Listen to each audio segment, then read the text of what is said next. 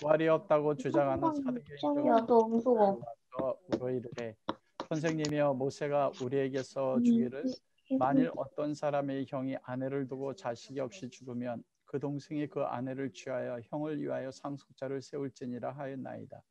그런데 7형제가 있었는데 마지가 아내를 취하였다가 자식이 없이 죽고 그 둘째와 셋째가 그를 취하고 7이 다 그와 같이 자식이 없어 죽고 그 후에 여자도 죽었나이다. 7이 다 그를 아내로 취하였으니 부활 때에 그 중에 누구의 아내가 되리이까? 예수께서 이르시되 이 세상의 자녀들은 장가도 가고 시집도 가되 저 세상과 및 죽은 자 가운데서 부활함을 얻기에 합당히 여김을 받은 자들은 장가가고 시집가는 일이 없으며 그들은 다시 죽을 수도 없나니 이는 천사와 동등이요 부활의 자녀로서 하나님의 자녀임이라. 죽은 자가 살아난다는 것은 모세도 가시나무 떨기에 관한 글에서 주를 아브라함의 하나님이요 이삭의 하나님이요 야곱의 하나님이시라 칭하였나니 하나님은 죽은 자의 하나님이 아니요 살아있는 자의 하나님이시니라. 하나님에게는 모든 사람이 살았느니라 하시니 서기관 중 어떤 이들이 말하되 선생님 잘 말씀하셨나이다 하니 그들은 아무것도 감히 더 물을 수 없음이더라. 아멘. 성령님과 함께 각 가정에서 예배드리는 곳에서 주님이 친히 예배받으시는 줄 믿습니다. 성령님 안에서 영과 진리로 드려지는 예배가 되어 아버지 하나님께는 영광이 되게 하시며 성령님 가운데 친히 말씀하시는 하나님의 생명의 음성을 오늘 증거되는 말씀을 통해서 들을 수 있게 하시고 그러므로 십자가의 죽음과 부활의 영생의 생명 가운데 모든 사망의 환경을 이기고 생명으로 살아나갈 수 있는 우리 모든 마라나타 교회 성도들 가정 될 수 있도록 축복하여 주옵소서. 그렇게 행하실 하나님 감사하며 예수 그리스도 이름으로 기도합니다. 아멘. 오늘은 본문의 말씀을 통해서 부활의 미래성과 현재성이라는 말씀을 가지고 함께 나누고 싶습니다. 사도행전 17장 11절 말씀에 보면 그런 말씀이 있습니다. 사도 바울이 베레아 사람들에게 하나님의 말씀을 증거했는데 베레아 사람들은 데살로니가 사람들보다 더 너그러워서 간절한 마음으로 말씀을 받고 이것이 그러한가 하여 날마다 성경을 상고했다. 놀라운 것은 사도 바울이 증거한 말씀이거든요. 가장 위대하다고 하는 사도 바울의 증거한 복음의 말씀인데 과연 그것이 성경에서 그러한가? 이것이 그러한가? 구약 성경에 증거된 말씀대로 참되게 증거했는지 날마다 베레아 사람들은 성경을 상고하고 연구했다는 것입니다. 제가 왜 이 말씀을 드리냐면 제가 전하는 말씀들이 좀 여러분들에게 다르게 다가올 수 있어요. 그렇기 때문에 여러분 스스로 정말 구약 성경과 신약 성경을 통해서 우리 목사님이 증거되는 말씀이 그 말씀의 부합함가를 여러분 스스로 연구하고 상고해 봐야 돼요. 왜냐하면 오늘 제가 전하는 저를 통해 증거되는 이 부활의 미래성과 현재성이라는 거, 여기서 부활에 대한 우리가 가지고 있는 개념과 다른 것들이 오늘 본문의 말씀을 통해서 여러분 가운데 증거되기 때문에 그렇습니다. 오늘 본문은 예수 그리스도께서 성전에서 이제는 며칠 후면 6월절 날 바로 십자가의 죽으심을 눈앞에 두고서 공생의 마지막 하신 말씀이에요. 그렇기 때문에 예수님의 복음서 가운데서 이 공생이 일주일 동안 하셨던 말씀이 가장 많습니다. 성경에. 그것은 그만큼 중요하다는 말씀입니다. 그런데 오늘은 바로 부활에 대한 말씀을 예수님께서 증거합니다. 여러분 가운데서 우리가 찬양한 것처럼 예수 그리스도가 십자가에 우리 죄를 위해 죽으시고 셋째 날 새벽 모든 사망과 죄의 원수를 깨뜨리시고 부활한 것을 믿지 않으시는 분 계십니까?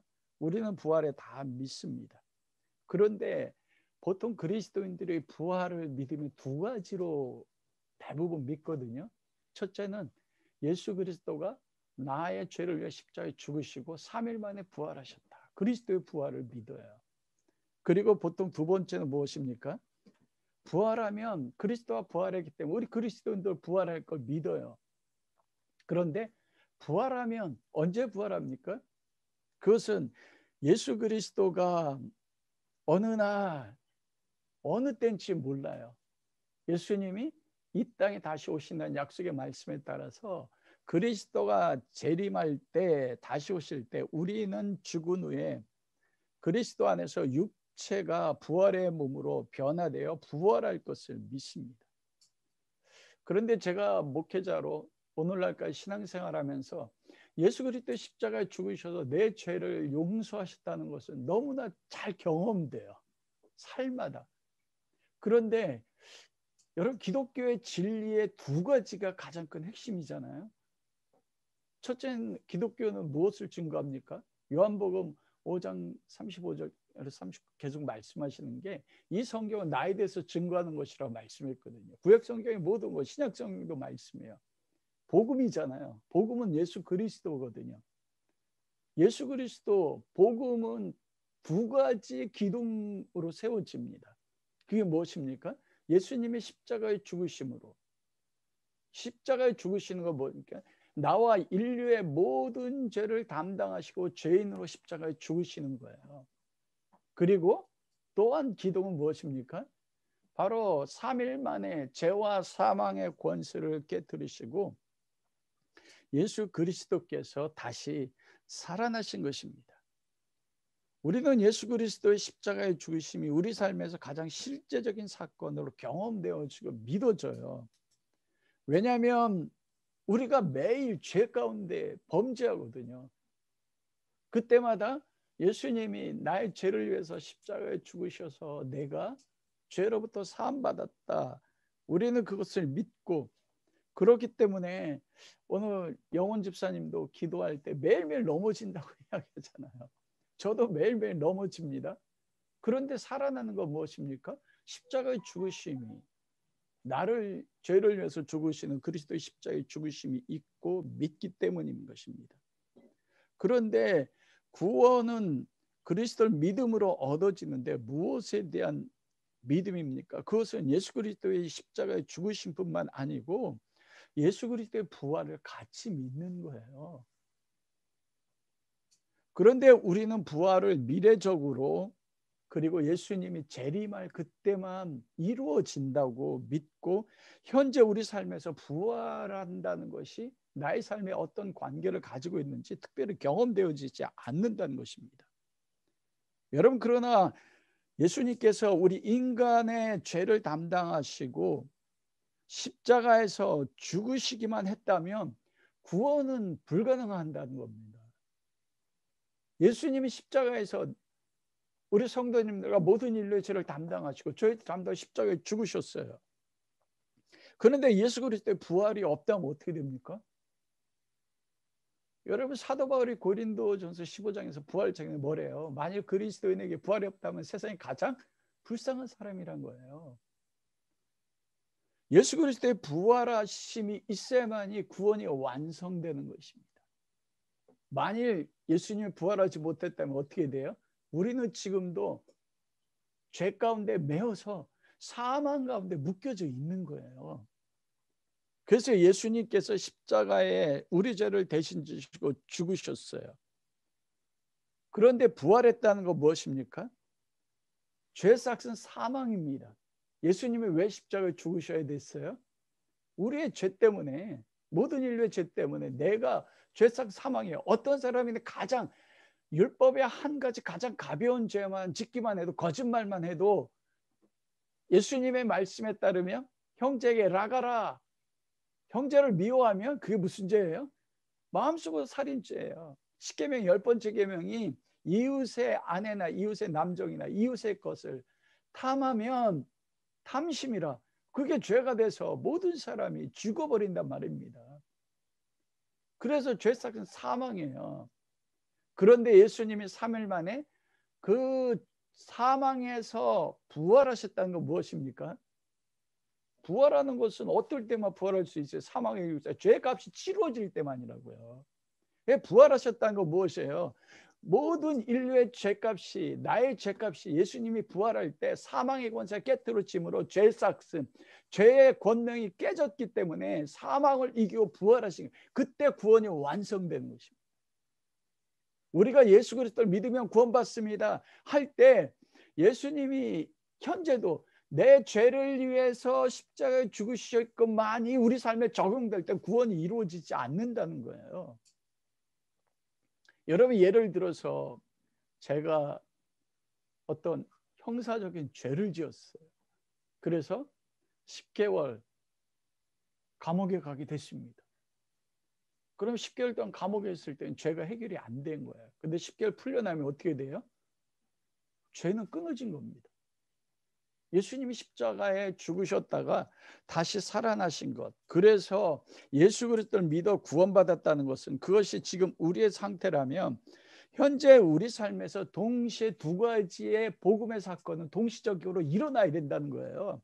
예수님의 십자가의 죽으심만이 이루어지는 게 아니고 지금 현재 내 삶에서 예수 그리스도의 십자가에 죽으셨다가 부활하신 부활의 사건이 매일매일 우리가 사는 삶 속에서 부활이 현재 일어나고 있다는 겁니다. 여러분, 그게 믿어지십니까? 저는 이 말씀을 묵상하면서 내 자신을 놀랐어요. 저도 동일하게 부활은 항상 미래적인 거고 예수님 십자가에 죽으셨고 죄를 권세를 깨뜨려 부활하셨기 때문에 예수님이 다시 오실 때 내가 육체로 부활하고 영원한 삶을 살 수 있다고 믿었거든요. 근데 오늘 내 삶에서 그 십자가에 죽으셨다가 사망 권세를, 죄를 깨뜨리고 부활하신 그리스도의 부활이 내 삶에서 경험되어지고 실제 내가 부활 가운데 살고 있다는 걸 말씀을 묵상하면서 경험한 거예요. 매일매일이요. 그것을 오늘 말씀을 계속적으로 나누도록 하겠습니다. 그래서 오늘 본문에서 예수님께 첫째로 예수님의 부활에 대한 첫째 말씀은 부활의 미래성입니다. 33절에 보면 우리는 부활하면 항상 예수 그리스도 재림할 때 부활을 말하잖아요. 오늘 본문의 사두개인들이 예수님을 시험하기 위해서 오늘 이 모세의 형사치수 제도를 가지고 부활이 없다는 것을 예수님 앞에 주장하려고 이 말씀한 거거든요. 오늘 27절에 부활이 없다고 주장하는 사두개인 중 어떤 이들이 와서, 사두개인은 누굽니까? 옛날 다윗의 시대 때 사독이라는 제사장이 있었잖아요. 그리고 그 사독 계열이 이제 솔로몬 이후 모든 제사장들은 사독 계열에서 대제사장과 제사장들이 나옵니다. 그래서 제사장들은 사두개파, 사독파 이렇게 해서 사두개인이에요. 근데 놀랍게 여러분, 이 사두개인들이 제사장인데 육체의 부활을 믿지 않습니다. 이들은 구약 성경 39권 가운데서 오직 모세 오경만 믿어요. 그래서 오늘 이 어떤 사람이 형이 있어, 그가 결혼을 했는데 자식이 없이 죽었어요. 자식이 없이 죽으면 모세 율법에 따르면 어떻게 해야 됩니까? 하나님의 백성에게 가장 중요한 것은 혈통이거든요. 자식을 낳는 걸, 특히 장자는요. 왜냐하면 하나님이 아브라함을 통해서 주신 언약이 누굴 통해 이어집니까? 약속의 이삭을 통해서. 그리고 언약이 야곱을 통해 이어진단 말입니다. 그런데 그 이후로는 하나님이 아브라함을 통해 약속하신 복의 근원되고 하는 이 모든 언약이 장자를 통해서 이루어진다고 믿었거든요, 실제로. 그래서 장자가 결혼해서 아들이 없으면 둘째가 그 형수와 결혼해서 태어나는 아들이 장자의 이름을 가지고 하나님의 언약을 이어가게 돼 있어요. 그게 이스라엘 민족의 정체성이라는 것입니다. 그런데 이 사두개인들이 그 형사 취수제들을 통해서 부활이 없다는 걸 예수님 앞에 이야기하는 거예요. 예수님을 시험하는 것입니다. 근데 둘째의 형도 자식 없이 죽었어요. 몇째까지요? 7째가 형수를 결혼을 했는데 자식 없이 죽었습니다. 그러자 그들이 오늘 본문 말씀에 이야기하잖아요. 33절. 부활 때 그 중에 여자가 아내는 누구의 아내가 되겠습니까? 여러분, 정말 그럴 때면 부활할 때 되면 그 여인은 7 형제하고 다 결혼했잖아요. 누구의 아내가 돼요? 그러니 형사 취수 제도로 인해서 부활이 없다고 사두개인들이 예수님 앞에 말씀하는 거거든요. 이 땅에서는 결혼을 하는데 모세오경에 기록된 형사취수제도, 그러므로 어디 구약성경 가운데 모세오경에 하나님이 부활에 대해 말씀하신 것이 있느냐? 여러분, 구약성경이 정말 부활에 대해 말씀하신 게 있어요? 찾아보셨습니까? 구약성경에서요. 그 말씀에 대해서 예수님께서 오늘 하시는 말씀이 34절에서 38절까지 말씀입니다. 그래서 첫째로 오늘 예수님이 부활에 대해서 말씀하시는 것의 첫째는 부활의 특징이란 것이에요. 부활 때에 33절에 보면 예수님은 부활에 대해서 하나님 말씀하셨다고 하는 거거든요. 그 부활의 특징이 첫 번째 무엇입니까? 이 세상이 끝날 때 하나님 나라가 이 땅에 임할 때 미래 시점이란 말입니다. 지금 현재를 이야기하는 게 아니거든요. 예수님께서 미래 부활, 그때 무엇입니까? 34절 말씀에 보면 저 세상과 및 죽은 자 가운데서 부활함을 얻게 합당히 여김 받는 자들, 이 사람들은 누구예요? 저 세상, 지금의 세상이 아니라 하나님의 나라가 임할 때가 있다는 거예요. 하나님의 세상이요. 그런데 그 하나님의 세상은 죽은 자 가운데 부활함을 얻게 합당히 여기는 자들은 누굽니까? 하나님을 믿고 그리스도 복음 안에 있는 자들입니다. 그런데 이들은 부활할 때 35절 장가가고 시집가는 일이 없다. 그 하나님의 세계에서는요, 여러분 장가가고 시집가는 일이 없어요. 제가 이경희 사모 결혼했잖아요. 천국 가면 이경희 사모가 제 아내가 아니에요. 동등하게 무엇입니까? 하나님의 아들, 하나님의 딸, 하나님의 자녀로서 부활의 자녀로 그 하나님의 세계에서 살아나는 것입니다. 결혼하지 않는다는 것입니다. 새하늘과 새 땅 가운데서는요. 나중에 왜 그럼 이 땅 가운데서 남자가 여자 결혼하는지 그 결혼의 의미를 나중에 여러분과 나눌 수 있는 기회가 있으면 좋겠습니다. 두 번째로는 천사와 동등되며 천사와 같다 이렇게 말씀했거든요. 그런데 천사와 같다는 것은 이건 능력과 권세가 천사와 같다는 말씀이 아닙니다. 천사들은 영적 존재이기 때문에 결혼하지 않습니다. 천사들처럼 결혼하지 않는다는 그걸 말씀해요. 그리고 여러분 시편 8편 5절에 보면 그는 그를 하나님보다 조금 못하게 하시고 지으시고 영화 존귀로 우리 관을 씌우셨나요? 다윗이 자기를 보는데 내가 누구간데 여호와 나를 권고하시고 나를 생각하십니까?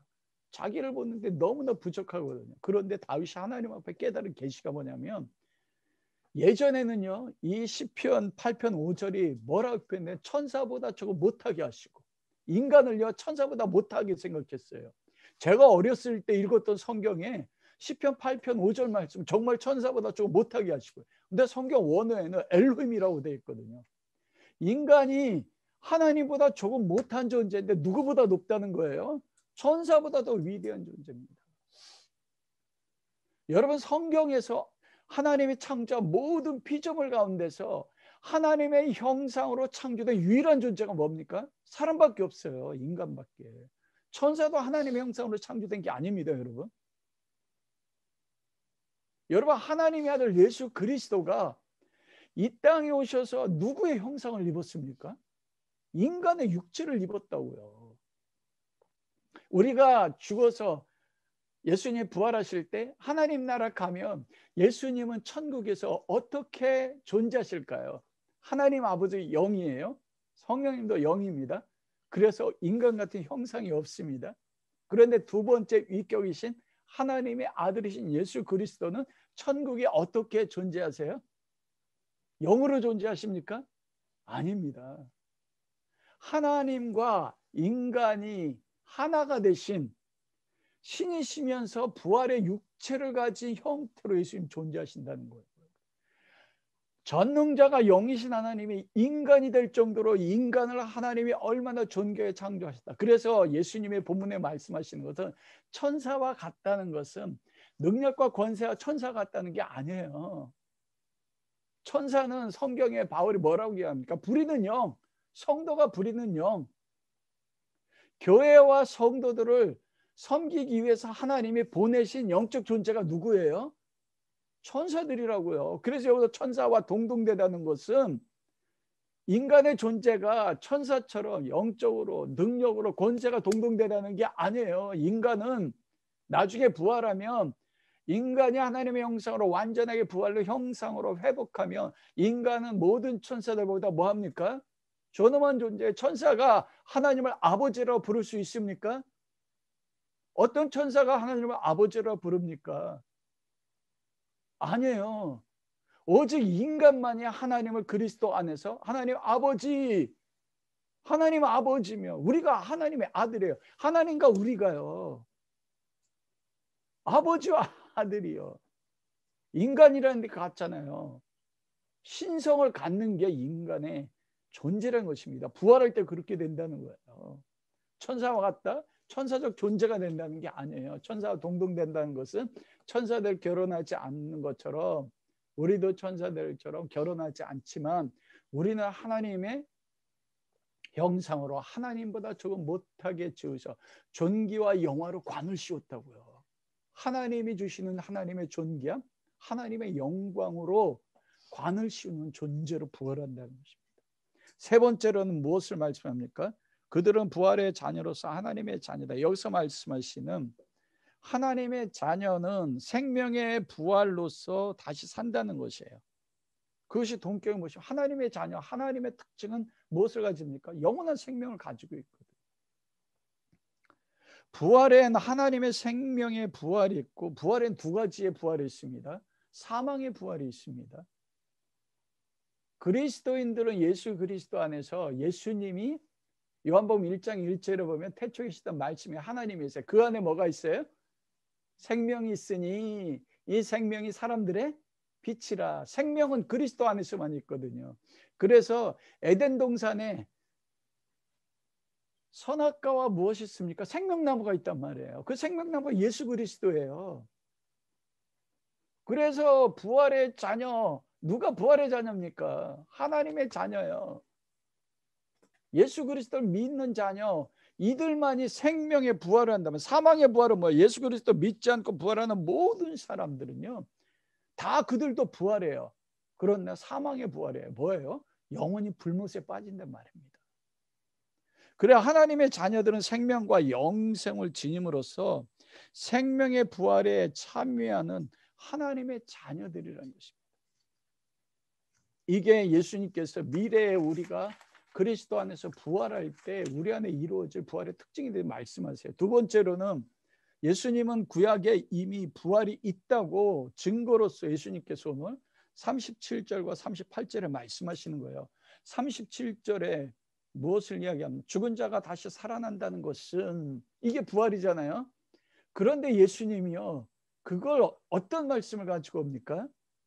모세도 가시나무 떨기하고 하는 그래서 주를 아브라함의 하나님이요 이삭의 하나님이 야곱의 하나님이시라 칭하였나니 이게 출애굽기 3장 5절과 출애굽기 3장 그리고 출애굽기 3장 6절과 출애굽기 3장 15절에 나오는 말씀입니다. 나는 아브라함의 하나님이요 이삭의 하나님이 야곱의 하나님이니 이 땅 거룩하니 너는 내 발에서 신을 벗으라. 출애굽기 3장 15절은 뭐라고 합니까? 누가 나를 보내었다고 말씀합니까? 그럴 때 너는 가서 아브라함의 하나님이여 이삭의 하나님이여 야곱의 하나님이 너를 너희에게 보내셨다 말하라. 이것이 나의 영원한 대대의 이름이요 영원히 기억될 나의 칭호다. 이렇게 말씀하시거든요. 죽은 자 가운데 살아난다는 것은 무엇입니까? 이게 부활이란 말입니다. 하나님을 믿는 믿음의 족장의 아브라함의 하나님, 이삭의 하나님, 야곱의 하나님이라 하심으로써 그들이 지금 하나님 앞에 뭐라는 말씀이에요? 살아있는 존재라는 것입니다. 여러분 지금 이스라엘 민족 가운데서 아브라함과 이삭과 야곱은 어떤 존재예요? 살아있습니까? 죽어있습니까? 죽어있단 말입니다. 모세가 떨기나무 불꽃 가운데서 여호와 하나님을 만났잖아요.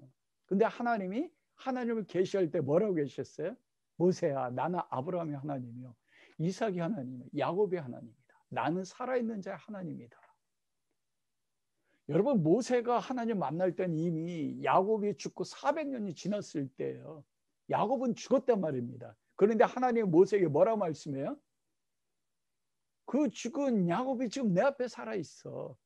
그래서 나는 지금도 야곱의 하나님이야. 나는 지금도 너희 조상 이삭의 하나님이야. 나는 지금 너를 만나는 지금 나는 아브라함의 하나님이야. 너희 조상 아브라함이, 이삭이, 야곱이, 이게 무엇입니까? 지금 내 앞에 살아있다.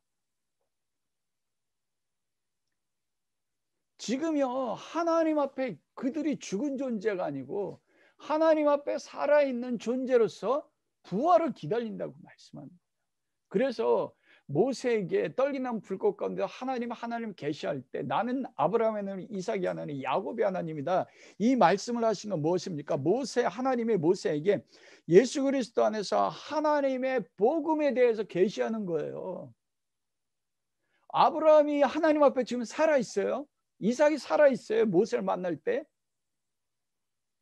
그리고 야곱이 살아있어요. 하나님 앞에 사는 유일한 길이 무엇입니까? 모든 아담의 자손들은 태어날 때 죽잖아요, 죄로.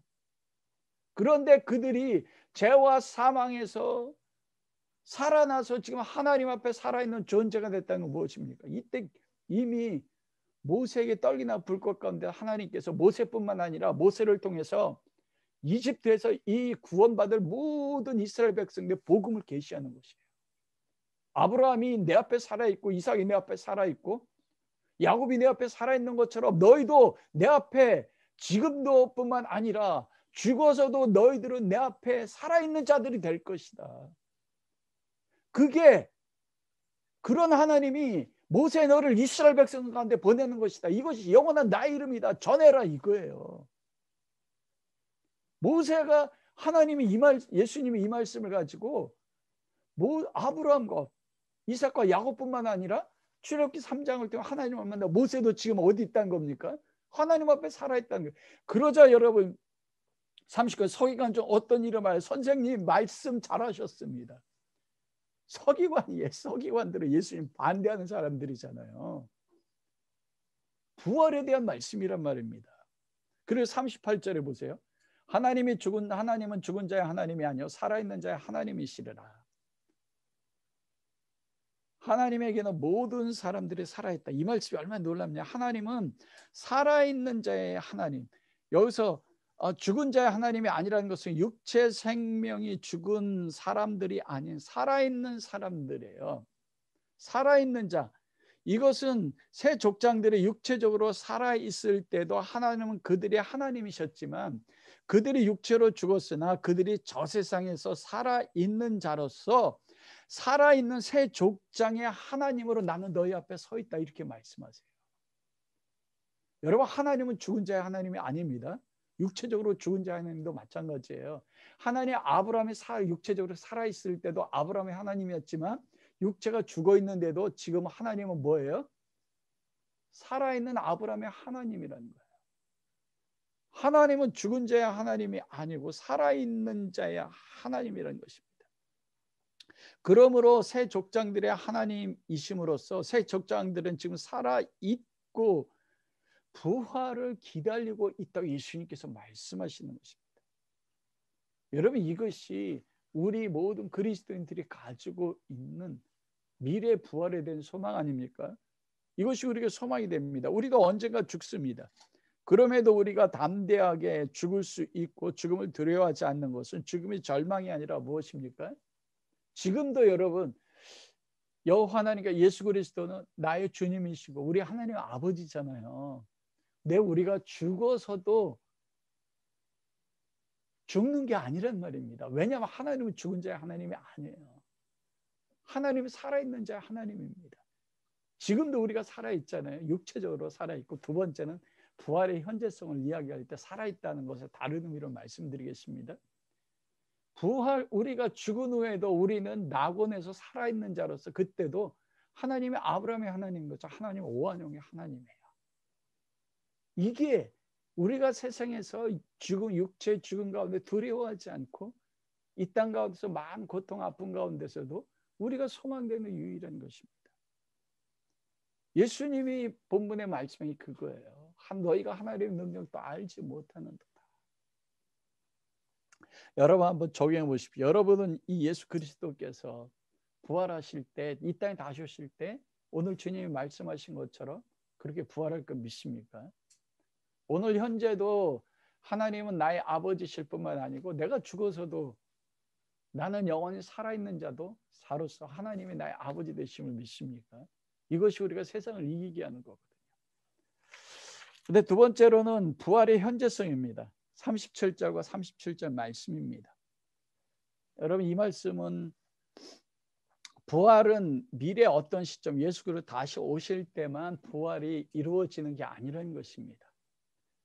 여러분 제가 지금부터 증거하는 말씀들은 여러분들이 어쩌면 듣지 못했던 말씀일 수 있어요. 그래서 여러분 쉽지 않을 수가 있습니다. 지금 현재 우리가 예수 그리스도를 믿는 모든 성도들에게 직접적으로 부활은 적용되고 우리가 지금 부활 안에서 살고 있다는 것입니다. 그리고 우리는 그걸 경험해야 된다는 거예요. 예수님이 재림할 때 우리가 그때 육체로 부활하는 것만 것이 아니라 우리가 지금 그리스도 십자가는 내가 죄질 때마다 경험하는데 부활에 대해서는 경험하지 못한다는 것입니다. 믿음 안에서요. 쉽지 않지만 너무나 중요한 말씀입니다. 37절 말씀 보겠습니다. 하나님이 모세에게 말씀하신 거, 이게 출애굽기 3장 15절 말씀이라고 했어요. 오늘 3장 16절에 죽은 자가 살아난다는 거, 이 죽은 자가 네크로스라는 뜻입니다. 그런데 헬라어로 네크로스인데 이게 두 가지 의미를 가지고 있어요. 한 가지는 육체가 죽은, 몸이 죽은, 실제적으로 육체 생명이 죽었을 때 네크로스라고 써요, 성경에. 그런데 성경에 이 죽은 자가 쓸 때 두 번째 의미가 있는데 죄에 대하여 죽은, 영적인 죽은 자 이렇게 말씀하거든요. 여러분 모든 사람들이 어머니를 통해 으앙하고 태어나요. 그러면 그 사람은 죽어 있습니까? 살아 있습니까? 육체를 가지고 모든 사람이 태어나요. 우리 박성준 집사님 그리스도를 알기 전에 어머니를 통해서 태어났어요. 그때 집사님 살아있어요? 죽었어요? 육체는 살아있잖아요. 살아도 움직이잖아요. 영적으로는 뭐예요? 죽었어요. 모든 인간은. 에베소서 1절에 허물과 죄로 죽었던 너희를 살리셨도다. 여기서 허물과 죄로 죽었더니 네크로스입니다. 여러분 허물과 죄로 죽었는데 육체는 죽었어요? 안 죽었어요? 육체는 살아있단 말입니다.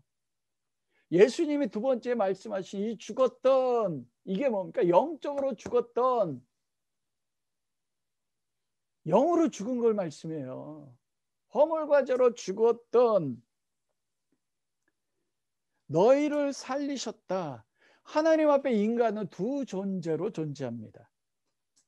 죽어있는 자, 생명이 죽어있는 자예요. 영적으로 태어나서 모든 존재가 죽은 것처럼 그리스도 밖에 있는 자들은 여러분 그들이 육체 생명을 가지고 있고 대통령이라 할지라도 그들은 다 죽은 자입니다. 그러나 영적으로 하나님 앞에 살아있는 자, 누구만 하나님 앞에 살아있습니까? 그리스도 안에 있는 자예요.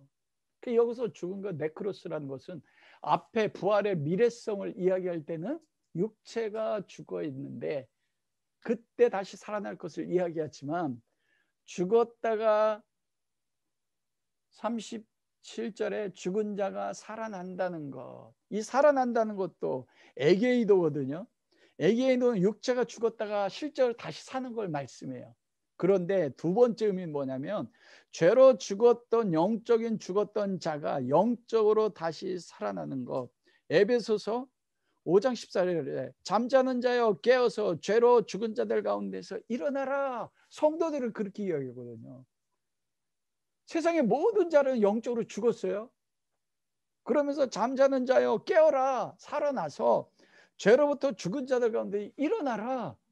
영적인 살아나는 걸 이야기한다는 말씀입니다.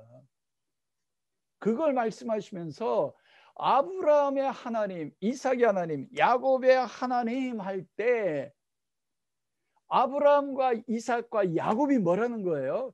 그들이 육체로 살았던 그때 미래에 그들이 부활하지만 부활해서 지금 예수님 말씀하실 그때 모세가 말씀하실 때 영적으로 하나님 앞에 살아있지만 아브라함은 육체로 살 때도 아브라함은 영으로 죽은 자가 아니고 뭐라는 거예요? 영으로 살아있는 자로 살았다는 것입니다. 그게 아브라함이 하나님이라는 뜻이에요. 그게 무엇입니까? 아브라함이 그리스도 안에서 십자가의 죽으심으로 죄와 사망에 대해서 죽고 하나님 앞에 살아있는 자가 됐다는 건 뭐예요? 그리스도가 부활할 때만 영생을 얻잖아요. 십자가는 아브라함 때 적용된 게 아닙니다. 예수님이 2000년 전에 그 골고다에서 십자가에 못 박힐 때 예수님 죽었어요. 그러나 시간이 하나님 안에 있습니다. 여러분, 예수 그리스도의 십자가와 부활은 이미 언제 결정난 거예요? 창세전에요. 하나님의 창세전에 인류가 타락할 걸 아셨어요. 그래서 십자가는 과거적이고 현재적이고 미래적이란 말이에요.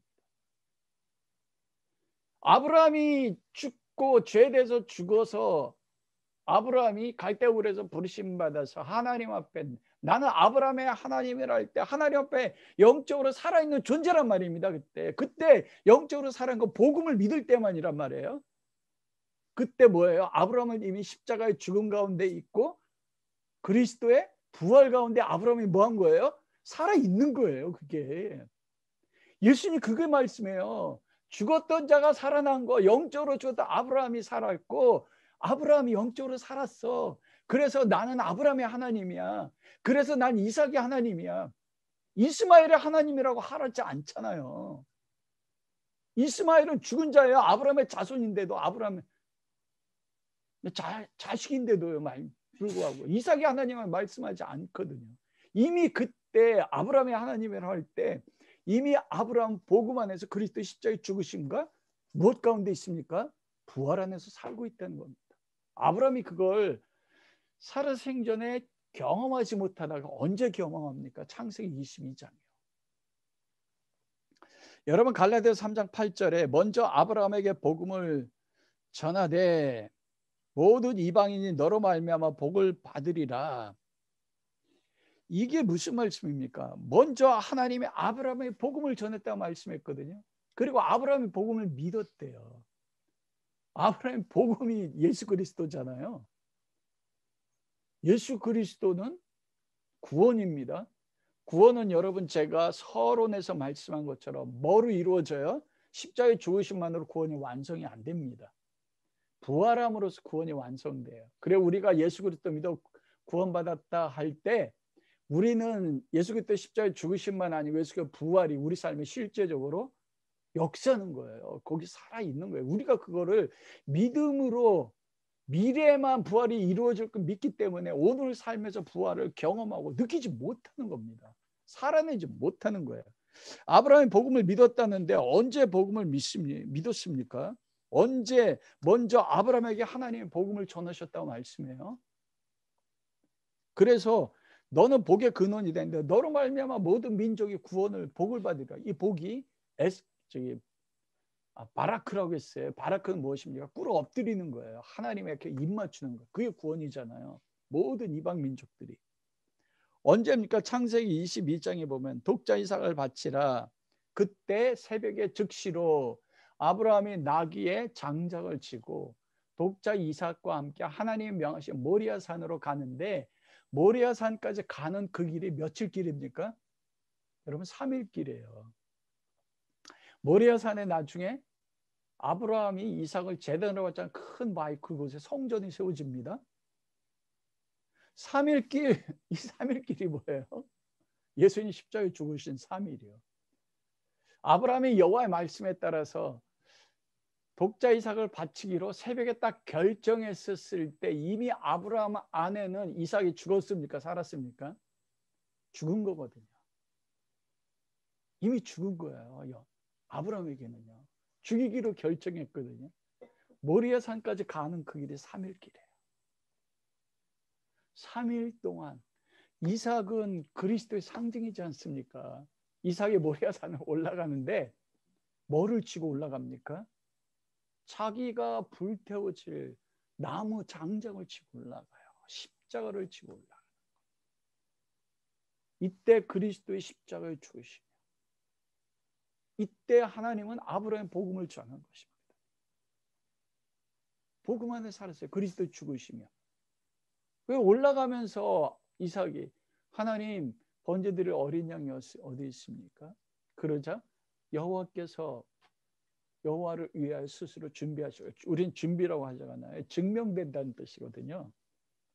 하나님이 하나님 되심을 나타낸다는 뜻이에요. 그게 준비된다는 게 원어로 보면 준비된다. 그리고 아브라함이 창세기 22장 10절에 칼을 잡고 그 아들을 잡으려고 할 때, 여러분 아브라함에게서 독자 이삭은 자기 생명보다 더 중요한 거예요. 이삭을 바치기로 할 때 아브라함은 자기가 하나님 안에서 죽은 겁니다. 십자가에서. 그런데 그 독자 이삭을 칼로 잡으려고 할 때 무엇이 있었습니까? 여호와께서 자기를 위하여 뭘 준비한대요? 어린 양을 준비한다는 거예요. 이삭이 어린 양이에요. 내가 그 방법 모르지만 내 아들을 죽일 때 아브라함 믿은 게 뭡니까? 100살 때 나로 하여금 이삭을 낳게 하신 하나님이 내 아들 이삭을 다시 살릴 것을 믿은 겁니다. 이때 그리스도가 모든 인류의 죄를 감당하고 죽을 것을 이때 복음을 믿은 거예요. 아브라함이 무엇입니까? 그때 아브라함 십자가가 현재였어요. 부활이 현재였어요. 아브라함은요, 예수 그리스도 십자가에 죽으심만으로 산 게 아닙니다. 이삭도 동일하고 야곱도 동일합니다. 야복강에서 환도뼈가 깨질 때 자기가 죽고 절뚝거리면서 내 이름이 이스라엘이라고 할 때, 그때 야곱은 무엇입니까? 부활로 살아나는 거예요. 그 이후로 끊임없이 야곱은, 이삭은, 아브라함은 복음 안에서 산 겁니다. 예수 그리스도 안에서요. 단순하게 죄로부터 죽는 것만이 아니라 어떠한 사망 가운데서도 부활이 적용돼서 영생으로 그리스도의 생명으로 매 순간 부활로 사는 거예요. 아브라함이 죽어서 부활한 것만 믿은 것뿐만 아니라 현재 삶에서 부활로 살아낸다는 걸 경험한 것입니다. 십자가에 죽은 것처럼 자기에 대해 죽고 이삭이 살아나는 부활로 산 것처럼 지금 현재 살아나는 삶을 살아요. 그래서 하나님은 죽은 자의 하나님이 아니요. 뭐라 말씀합니까? 38절에 살아있는 자의 하나님 되시는 것이에요. 부활하면서 매 순간 부활 가운데 살아가는 거거든요. 여러분, 그 아브라함이 자기 삶에서 경험하지 못했죠. 부활 가운데 살았던 창세기 12장 10절에서 20절 말씀을 보면 마침내 가나안 땅에 들어가서 가나안 땅에 가뭄이 됐어요. 그래서 아브라함이 어디로 내려갑니까? 이집트로 내려가서 살기 위해서 자기 아내 사라를 누이라고 해서 바로 왕에게 아내를 빼앗깁니다. 죽었잖아요. 아내가 빼앗기니 하나님 비참합니다. 그런데 은혜로 그 아브라함을 살게 하셨어요. 하나님이 바로에게 나타나셔서 무엇합니까? 바로를 책망하시고 사라를 회복시키십니다. 아브라함이 살아나는 거예요. 삶 속에서 죽음과 같은 것 속에서. 이게 예수 그리스도의 십자가 속에, 그때 아브라함은 그걸 몰랐습니다. 경험하지 못했어요. 부활 가운데 살고 있는, 이게 오늘날 우리의 모습입니다. 두 번째로는 창세기 20장 20절에 블레셋 땅에 창세기 19장에 명년 이맘때 너에게 아들이 있다고 말했잖아요. 우리 영원 집사님이 하나님 다 매일 넘어집니다. 왜 이럴까요? 저도 넘어져요. 아브라함이요, 창세기 19장 13절에 나타나서 명년 이맘때 너에게 아들이 있다고 이야기하는데, 그러면 어쩌면 1년 후에 아들이 이삭이 태어나잖아요. 아비멜렉 왕 앞에 자기 아내 사라를 누이라고 해서 빼앗길 때 어쩌면 사라 속에 이삭이 잉태하고 있었을지도 모릅니다. 그게 아브라함이에요. 인간이에요. 그게 여러분. 아브라함은 아브라함 된 게 하나님의 은혜란 말입니다. 그런데 그때도 하나님 누구에 나타납니까? 아비멜렉이 나타나서 사라를 회복시킨단 말입니다. 거기서 아브라함이 부활을 경험하니 내가 죽었어. 얼마나 비참합니까? 대신요, 아브라함이 사라를 팔아먹은 게 죄잖아요. 그런데 아브라함이 대가를 지불한 게 아니에요. 예수 그리스도 십자가에 죽으신 그것이 복음이 시간을 뛰어넘어서 아브라함이 하나님 믿는 믿음 가운데 그리스도의 죽으심으로 아브라함이 거기서 죽고 내가 죄인이구나. 나는 아무것도 할 수 없는 존재구나. 하나님이 아비멜렉을 책망하셔 사라를 돌이키실 때 아브라함이 죽고 거기서 무엇이에요? 다시 살아난 부활을 경험하는 거예요. 이게 현재적인 부활입니다, 여러분. 매 순간 이것이 우리에게도 그리스도 안에서 경험되어지도록 하나님 우리를 부르신 거예요. 그게 우리의 복음의 삶입니다. 38절에 보면 하나님이 지금 살아있는 자의 하나님이시라. 육체적으로 살아있는 것이 아니라 영적 생명을 가지고 살아있는 아브라함의 하나님이라고. 그래서 살아있다는 것입니다. 구원의 의미가 이 살아있다는 것이 자오란 뜻인데 이게 신약 성경에 125번이나 나와요. 마태복음 4장 4절에는 사람이 여호와 입의 말씀으로 살지니라. 여기서 산다는 것이 자오입니다. 하나님의 말씀, 말씀은 예수 그리스도고 그리스도는 복음이잖아요. 우리가 복음으로 산다는 것입니다. 현재도. 복음은 무엇이에요? 예수님이 십자가에 죽으심, 죄로 인해서 죽는 것만이 아니에요. 우리가 매일매일 내 죄를 깨닫고 죄도 죽어요. 그럼 구원이 완성되는 겁니까? 우리는 항상 거기서 머무르지 않습니까? 부활이 그때 같이 구원 안에서 같이 오는 거예요. 내가 죄를 지어서 매일 넘어져요. 참 기가 막히지 않습니까? 목사인데도. 그런데 매일 그때, 그래서 십자가는요 2000년 전에 십자가만이 예수님이 그때만 십자가에 죽는 게 아니에요. 저는요 83년도에 23살 때 여러분이 나온 것처럼 마태복음 로마서 3장 10절 21절로 예수님을 그때 만났습니다. 십자가 예수 그리스도를요. 그런데 오늘도 저는 예수 그리스도를 만나는 거예요. 십자가에 죽으신 예수님. 오늘 제가 죄를 지어 넘어지잖아요. 그러면 그리스도가 오늘도 나를 위해 십자가 오늘도 죽어요. 예수님의 십자가는 2000년 전에 죽으심이지만 제가 83년도에 만날 때는 현재 예수님이었어요. 십자가에 죽으시고. 매일매일 우리가 죄로 인해서 넘어지고 범죄할 때마다 예수님 그 순간에도 현재 나를 위해서 뭐예요? 십자가에 죽으셔요. 그리스도 안에서 나도 오늘 현재 그리스도와 십자가에 죽는 거예요. 거기서 끝납니까? 우린 거기서 끝나잖아요. 아니에요. 십자가에 죽으심만이 아니라 그때 그리스도가 죄와 사망을 깨뜨리고 부활한 구원이 완성된 것처럼 지금 나의 삶에 뭐예요? 부활이 적용돼서 내가 매일 넘어져도 하루에 490번 넘어져도 그 490번 예수님 나를 위해 오늘 십자가에 죽으시고 나는 그리스도 안에서 그리스도와 함께 매 순간마다 뭐 하는 거예요? 부활하는 거예요. 그럼 죄와 사망 다 사라지는 겁니다. 이게 나를 지면 이게 부활의 권능이란 겁니다. 사도 바울이 빌립보서 3장 9절에 10절에 그러잖아요. 내가 그리스도와 부활의 권능과 그의 고난에 참여함을 알려하여 그리스도와 함께 매일매일 죽는 것은 죽을 때 부활의 권능에 참여하는 겁니다. 우리가 매 순간 부활을 살아낸다는 거예요. 경험한다는 거예요. 이게. 그래서 하나님은 살아있는 자의 하나님인 것입니다. 그래서 사도 바울이 두렵고 떨림으로 너의 구원을 이루라고 하잖아요. 구원을 이루라고. 구원이 뭐예요? 구원을 이루기 위해서 십자가에 죽으신과 부활이 같이 성취돼야 되지 않습니까? 매 순간 내 삶에서 구원을 이루라가 현재 완료형입니다. 예수님 죽으실 때 아니면 창세전부터 지금까지 이게 현재까지 계속되는 거예요. 우리가 예수님을 십자가로 만나고 예수 그리스도 믿을 때만 예수님의 십자가와 부활, 죄로부터 사망의 권세 깨뜨리는 부활만 이루어지는 게 아니라 매 순간마다 부활을 경험한다. 전 이거 너무너무 기쁜 거였습니다.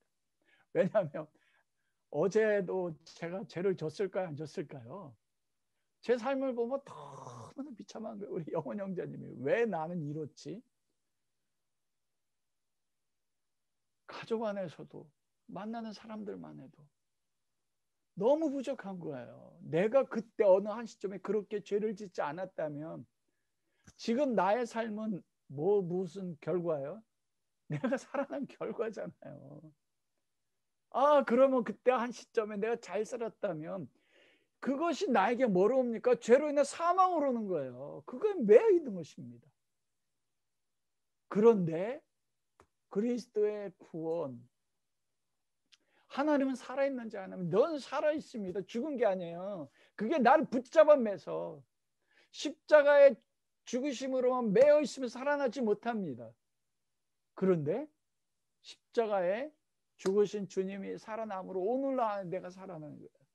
매 순간 넘어져도 나는 그리스도가 그때 나를 위해 십자가에 죽으시고 그리스도 안에서 그리스도가 살아날 때 나는 뭐예요? 죄와 사망에서 살아나서 나는 뭐가요? 생명을 가진 자예요. 할렐루야. 믿어지십니까? 이게 자유입니다, 여러분. 어떤 수고하고 무거운 짐이 없어요. 내가 헌금을 좀 못 드려도 참 헌금 드리려니까 아까워가지고 못 드려도 얼마나 그게 고통스러워요. 그 순간 또 그리스도의 복음은 나에게 적용되는 거예요. 여러분, 사도 바울이 그 바울의 자랑이 그렇게 이야기합니다. 바울이 뭐라고 이야기하냐면 내가 날마다 죽노라. 이게 고린도전서 15장에서 말씀하는 거잖아요. 15장 31절에 내가 매일매일 날마다 죽노라.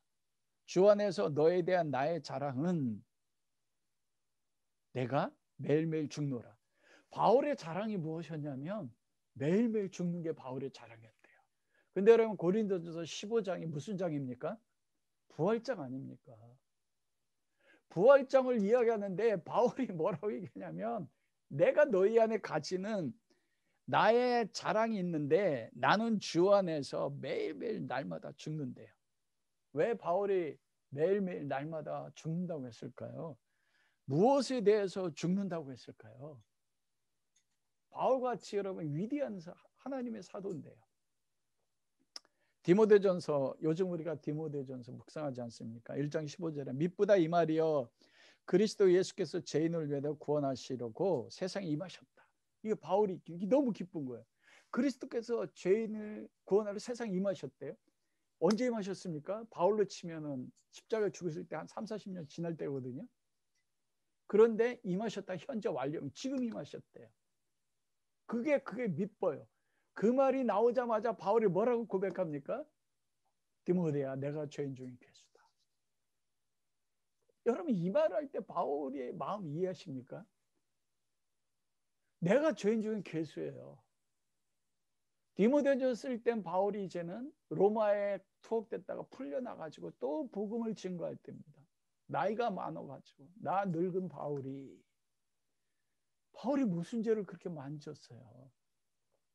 하나님 앞에 은혜를 경험할 때마다 자기 존재의 부패성을 보는 것입니다. 그런데 그게 너무 기뻐요. 왜요? 예수 그리스도께서 죄인인 나를 구원하시고 지금 세상에 임하셨대요. 매 순간 그래 그리스도를 경험하는 겁니다. 우리는 죄가 많으면 와 내가 왜 이렇게 죄가 많어. 근데 바울은 뭐래요? 내가 죄인 중에 괴수예요. 괴수가 뭐예요? 우두머리잖아요. 모든 죄인 중에 내가 우두머리로 죄가 가장 많아. 근데 난 기뻐. 그때마다 주님이 나를 죄를 사하시고 그때마다 주님이 나에게 임하셔. 그리고 난 그때마다 그리스도와 함께 죽고 그리스도와 함께 뭐예요? 부활해. 난 매 순간 그리스도를 경험해. 그 사람 때문에 난 미칠 것 같대. 그게 날마다 죽어요. 바울이 여러분 도덕적인 죄 지어서 그래요? 아니에요. 실제적으로 그런 죄를 지어도요. 이게 그리스도의 삶입니다. 내가 율법적으로 완전한 걸 하나님 앞에 드리는 게 아니에요. 이걸 경험하게 되면 매 순간 나는 누구가 필요해요? 예수 그리스도가 필요하고 예수 그리스도와 함께 십자가에 죽고 그리스도와 함께 살아난 걸 매일 경험해요. 그때마다 그리스도와 함께 죽고 그리스도 안에서 내가 그리스도의 생명으로 매 순간 부활할 때마다 경험하는 거 은혜입니다. 주님 내가 뭔데? 주님 내가 뭔데? 나 이렇게 생각하시고 뭔데 내가 죄를 지을 때마다 나를 위해 십자가에 죽으십니까? 내가 뭔데 그리스도 안에서 이 순간 살아내서 그 주님 안에 있는 영원한 생명을 누립니까? 생명은 뭐예요? 예수님이잖아요. 영생이 무엇입니까? 하나님 아버지와 그리스도 아는 거예요. 그 순간에 내가 죄를 깨달아 알 때마다, 넘어질 때마다, 복음을 붙잡을 때 그 순간 그리스도를 경험함으로써 내가 그리스도의 사랑에 미치는 겁니다. 그래 뭐래요? 이 로마서 죄가 많은 곳에 뭐가 많다고요? 은혜가 많은 거예요. 죄를 많이 줬다는 게 아닙니다. 바울이 로마서 쓸 때요. 왜 이렇게 죄를 많이, 내가 왜 이렇게 부패한 존재인지. 그런데 그때요, 십자가에 죽으신가 부활하신 그리스도가 그때 내 삶에 이루어지는, 이게 부활을 사는 겁니다. 부활이 현재. 그래서 하나님은 죽은 자의 하나님이 아니요 먼 자의 하나님이요, 살아있는 자의 하나님이에요. 바울이 날마다 죽는다. 매 순간 날마다 다시 살아요. 부활하신 주님을 매 순간 부활의 생명을 경험해요. 그러니 얼마나 내가 죄질 때마다, 내 죄가 크다고 느낄 때마다 나에게 다가오는 그리스도의 구원의 은혜, 십자가의 사랑, 부활하시는 생명을 주시는 그리스도의 은혜, 이게 매일매일 살아나는 것입니다. 그게 무엇입니까? 탕자의 비유잖아요. 탕자는요, 아버지가요, 재산 안 주면은 떠나지 못합니다. 근데 아버지가 제가 말씀드릴 때 허락했다고 했잖아요. 왜요? 너 살아봐. 쥐업열매 먹을 때까지 밑바닥에 떨어져 봐. 그래서 세상이 추구하는 게 돼지우리의 삶이고, 세상 사람 모두 추구하는 게 돼지 쥐업열매라고. 여러분, 그 한 마리 잃어버린 양, 잃어버린 드라크마, 그게 찾았었을 때 회개라고 말씀했잖아요. 아버지가 주인이 찾아가는 게 회개입니다. 아들이 돼지 쥐업 열매도 먹을 게 없어서 돌이킨다고 할 때 아들이 돌이킨 게 아니고 누구라고 했어요? 아버지가 돌이키게 했다고 했거든요. 십자가에 죽으심을 통해서.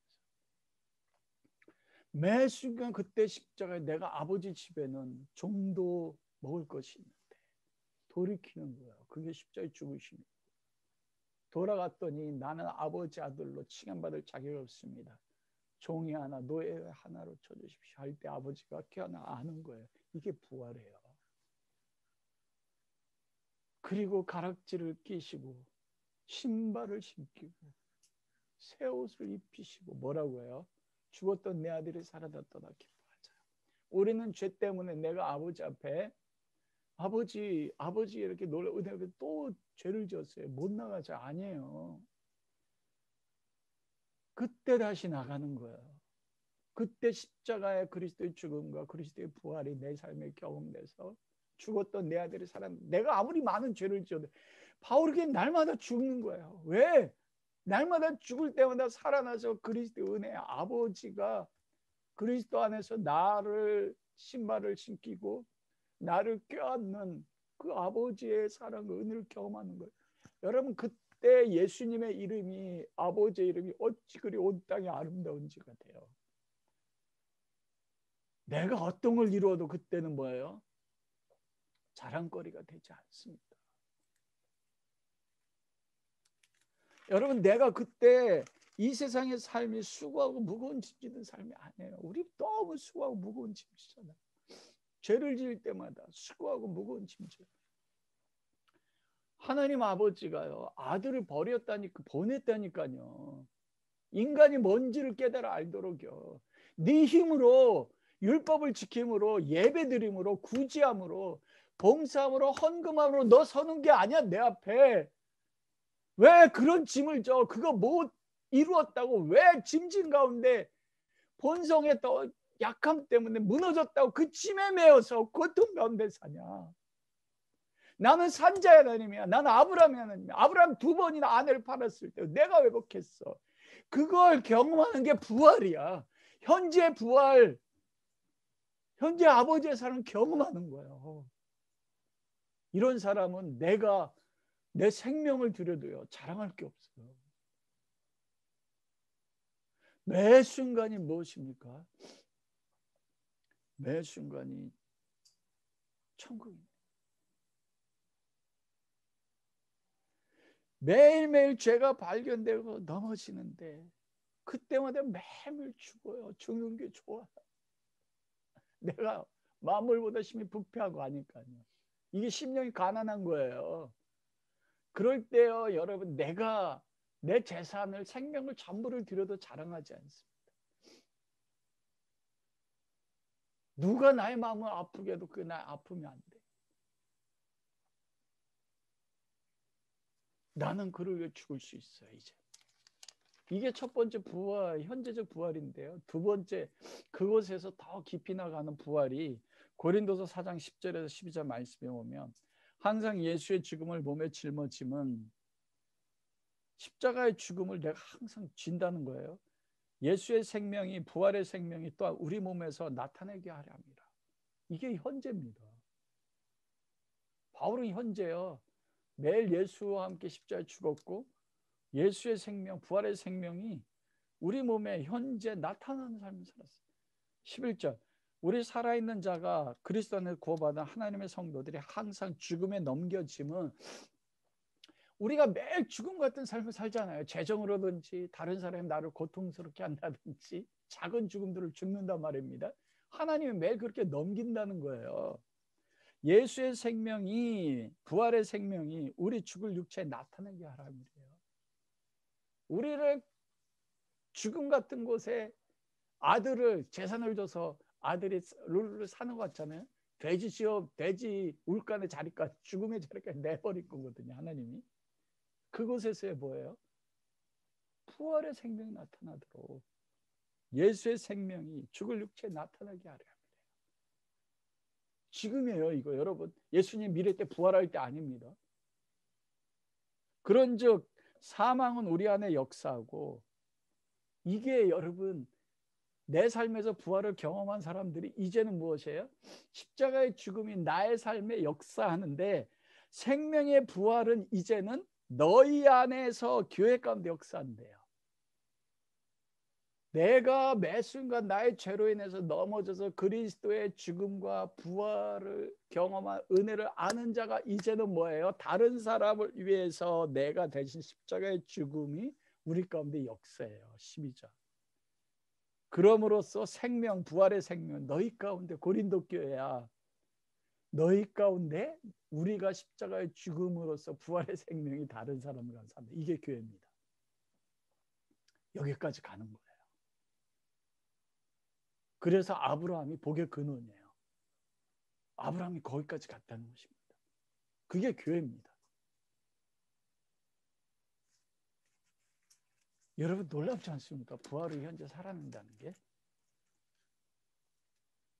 그래서 우리가 이경희 사모가 그 말씀을 시작할 때 요한복음 5장 24절, 내가 진실로 저희 이르노니 내 말을 듣고 또 나의 보내신 이를 믿는 자는 영생을 얻었다고 했습니다. 이게 현재 완료입니다. 지금 영생이에요. 생명, 그리스도가 아는 것. 심판에 이르지 아니하고, 심판은 우리의 죄로 인해서 얻어지는 것에 대한 정죄입니다. 자유라고요. 사망에서 생명으로 옮겨졌다. 나중에 부활할 때요, 예수님 올 때 사망에서 생명으로 옮겨지는 게 아니라 지금 뭐예요? 나의 사망의 삶, 돼지울간의 삶, 재정이 무너지는 삶, 모든 거 사망, 나 죽고 싶어, 왜 이렇게 힘들지? 그런데 생명, 부활의 생명으로 옮겨지면 현재예요. 진실로 저희로 이르노니 죽은 자들이 하나님의 아들의 음성을 들을 때가 오네, 곧 이때라. 언제입니까? 지금입니다. 지금이라고요. 그리스도의 음성을 듣는 것, 부활하신 그리스도, 그때 듣는 자는 살아나리라. 이게 슬픔입니다. 듣는 자요. 부활하신 주님이 우리 가운데 있는데, 그 듣는 자, 이런 들을 수 있는 은혜가 우리 모든 성도님들에게 함께 할 줄 주님의 이름으로 축원합니다. 그때요, 여호와 우리 주의 이름이 어찌 그리 온 땅에 아름다운지. 내가 매일 넘어져도요, 나 매일 죽어요. 매일 다시 살아요. 그리고 내가 죽음으로 생명은 너희 가운데 역사한다. 그 삶으로 이끌어갈 거예요. 말씀을 마치고 싶습니다. 저는 이 본문에서 은혜 받은 게 무엇이냐면, 하나님이 아브라함의 하나님이라고 하셨잖아요. 하나님이 아브라함을 아브라함 되게 만드셨거든요. 그리고 살아있는 아브라함이 되게 하셔서 나는 아브라함의 하나님이라 히브리서 11장이요. 일컬음 받으면 부끄러우지 아니하셨다고 했거든요. 저희 지금의 모습은 아브라함 모습과 같지 않습니다. 이삭과 같지는 야곱 같지도 않아요. 그런데 예수님의 이 말씀을 통해서 제가 받은 것은 아브라함을 아브라함 되게 그리스도 십자가에 죽으시고 부활을 되게 만드신 하나님이 저와 여러분을 그렇게 만드신다는 거예요. 매 순간 그리스도 십자가에 죽으신, 매 순간 그리스도의 부활을 경험함으로써 사망에서 생명으로 옮겨져서 하나님 앞에 살아있는 자로 살아가게 하셔서 나는 살아있는 아브라함의 하나님이요 나는 너 오한영의 하나님임을 기뻐한다. 나는 박승준의 하나님, 홍현옥의 하나님, 김효실의 하나님, 나는 영훈이의 하나님, 김준호의 하나님 되는 걸 난 기뻐하고 나는 그렇게 만들어 나갈 것이다. 여러분 이것이 복입니다. 매 순간 생명이에요. 여러분 지금 부활 안에 살고 있습니다. 믿음으로 부활을 사세요. 그럼 그것이 바로 하나님의 나라입니다. 이 은혜가 함께 할 수 있기를 주님의 이름으로 축원합니다. 왜 우리가 매 순간마다 우리 자신의 삶을 보면 고통스러워 괴롭습니까? 우리 매 순간 넘어집니다. 우리 매 순간 죄를 져요. 그때마다 우리는 사망의 밑바닥에 떨어지는 것 같아요. 내 삶 어느 곳에도 자유가 없습니다. 제가 목사로 주일날 설교와 말씀을 전해도 자유가 없어요. 왜 그렇습니까? 그리스도 십자가에 죽으심인데 매 순간 그리스도 안에서 부활로 생명으로 살아나는 그 생명까지 나아가지 못하면 제 모습을 봅니다. 바울은 고린도전서 15장에서 주 안에서 너에 대한 나의 자랑이 있다. 난 날마다 매일 죽는데요. 그는 사도입니다. 내가 죄인 중에 괴수예요. 아들한테 그걸 자랑합니다. 미쁘다 이 말이에요. 그리스도 예수께서 죄인을 구원하여 세상에 임하셨다. 나를 위해서 임하셨대. 내가 죄인 중에 괴수니까 주님이 나를 위해서 세상에 임하셨다. 이 말이 얼마나 기쁜지. 그게 매일매일 죽는 거예요. 바울이에요, 여러분. 위대한 바울이 매일매일 죽어요. 왜 그래요? 매일매일 살거든요. 매일매일 부활의 은혜가 있어요. 그 은혜 때문에 사는 거예요. 그 은혜 때문에 바울의 소망은 나 죽고 싶다. 왜요? 이 땅에서도 매일매일 죄로 인해서 죽을 때마다 부활의 은혜로 나를 사랑하시는 그 주님이 너무 보고 싶거든요. 여러분 정말 천국 가고 싶습니까? 왜 천국 가기 싫은 줄 알아요? 주님을 사랑하지 않고 이 땅에서 주님의 부활의 은혜를 경험하지 못해 주님 보고 싶은 게 아니에요. 보고 싶다면 정말 죽고 싶어서 왜냐면 얼굴로 보고 싶은 거거든요. 부활의 은혜가 없으니까 매 순간 살아나는 은혜가 없으니까 주님 우리를 그 아브라함이 하나님 되실 때 살아있는 하나님으로서 아브라함이 하나님 되신 것처럼 이삭이 하나님 되신 것처럼 야곱이 하나님 되신 것처럼 바울이 하나님 된 것처럼 하나님 내가 죄를 지을 때 나는 왜 이래 할 때마다 바울처럼 매일매일 죽게 해주십시오. 그때 예수께서 나를 죄인인 나를 구원하여 세상에 임하셨다. 그때마다 그리스도의 십자가에서 같이 죄에 대해 사망에 대해 죽고 그리스도와 함께 사망과 부활에서 부활의 생명 가운데 사는 부활의 생명 매 순간 그리스도 안에서 경험하는 삶을 살게 해주십시오. 저를 부활의 자리에 이끌어가게 해주십시오. 그래서 여호와 우리 주 예수님 주의 이름이 어찌 그리 온 땅이 아름다운지요. 주님 보고 싶습니다. 이것이 우리 성도들의 우리 모두의 기도의 제목이 되도록 주님 나에게 주의 사랑 베풀어 주십시오. 오늘 주신 말씀 가운데 함께 기도하겠습니다. 아버지 하나님 목사인데도 이렇게 죄가 많은지요. 매 순간 죄악 때문에 삶의 깨어짐 때문에 사망이 저를 우겨서 사는 것 때문에 매일매일 죽고 싶고 매일매일 죄악으로 인하여 너무나 고통스러운데 하나님, 놀랍게도 사도 바울이 나는 너희 안에 가지는 나의 자랑이 있는데 나는 날마다 죽는다. 바울은 날마다 죽는 것이 자랑이었습니다. 디모데에게 편지 쓸 때 미쁘다 이 말이요, 그리스도 예수께서 죄인을 구원하시려고 세상에 오늘 임했다. 그러면서 내가 죄인 중에 괴수다. 그것이 바울은 너무 기뻤습니다. 아름다웠습니다. 미쁘다는 건 아름다운 것입니다. 매일매일 내가 죄악의 괴수가 되는 게 미쁘다는 겁니다. 그것은 왜냐하면 그때 예수님께서 죄인된 나를 구원하시려고 그 순간에도 나를 사랑해서 십자가에 죽으시고 나를 사랑해서 나와 함께 부활의 생명으로 부활하신 걸 경험하니까 매일매일 죽는 게 바울은 복이었습니다. 자기의 죄를 깨닫는 게 복이었습니다. 왜냐하면 매 순간 그리스도를 볼 수 있었으니까요. 그게 살아계신 하나님인데, 아버지, 우리도 그런 바울처럼, 아브라함처럼, 이삭처럼, 야곱처럼 예수 그리스도 안에서 십자가의 죽으심을 넘어 그리스도와 함께 생명으로 부활하는 부활의 자리까지 나가게 해주십시오. 매 순간 나의 넘어짐으로 인하여 절망이, 사망이 무게가 큰 만큼 부활하심으로 부활케 하시는 그 은혜가 얼마나 큰지, 그래 매 순간 그 은혜를 베푸시는 그리스도의 사랑으로 살게 해주십시오.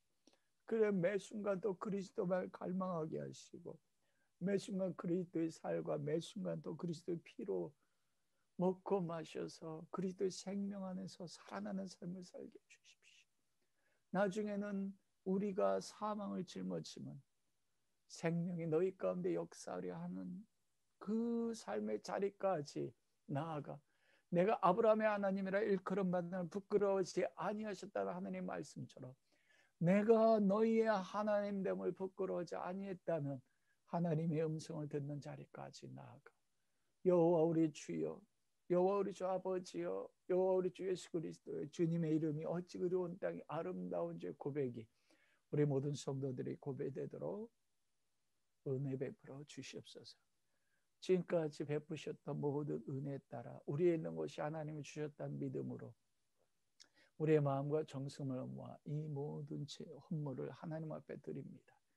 하나님 기뻐 받아주셔서 우리를 십자가에 죽으심과 그리스도 함께 살아가는 영생의 생명의 부활의 자리까지 이끌어 가시고 드릴 것만 있는 우리 성도들과 가정되게 축복하여 주옵소서. 그렇게 하실 하나님 감사하며 예수 그리스도 이름으로 기도합니다. 이제는 우리 주 예수 그리스도의 부활의 은혜와 우리를 천국 본 아버지 하나님 품 안에 받아주셔서 그리스도의 십자가에 죽으심뿐 아니라 부활까지 살아내게 하시는 하나님 아버지의 극진하신 사랑하심과 성령의 교통하심이 각 가정에서 영과 진리로 예비하는 모든 하나님의 자녀들 위해 저들의 가정과 생업 위에 교회 위에 이제로부터 영원히 함께 하시기를 간절히 축원하옵나이다. 아멘.